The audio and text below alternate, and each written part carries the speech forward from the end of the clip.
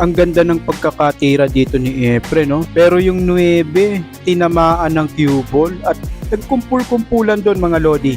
So tingnan nyo kung paano ibe-break ni Efren ito at yung mga magagandang tira na gagawin ni Efren dito na talagang nagpahanga sa buong mundo at lalo na kay Strickland na kalaban niya. So medyo na-break na niya mga lodi ha. Naalis na yung 9. Pero hindi pa rin ganun kabukas yung kumpul ng bola doon dahil medyo magkadikit pa ng kaunti lang naman. Kaunting espasyo. Pero tingnan nyo ang tirang gagawin ni Efren.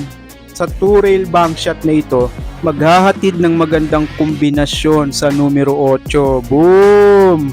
Sapul na sapul mga lodi. At ito pa ang mga sumunod na nangyari. Natuwa si Strickland kasi sa tingin niya walang magandang tira kay Efren. Dahil mga nakadikit sa reel ang bola. Pero tignan nyo to. Isang nakakamanhang say shot. Boom! Grabe ang say shot na yan mga lodi. Gumulat at gumulantang sa buong mundo. Naging iconic shot ni Efren yung tira na yan. Maging si Strickland pumapalakpak at hindi makapaniwalang sa ganung paraan ng pagtira ni Efren na ihulog ang bola na yon. Open na po ang table ngayon mga lodi. At siguradong ubos kay Efren yan. Tingnan nyo, maning-mani na lang kay Efren ang preparasyon. Pero malayo pa naman yung 9 ha.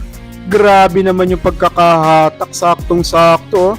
Ayun, nakipagkamay na si Strickland, ibig sabihin tapos na ang laban.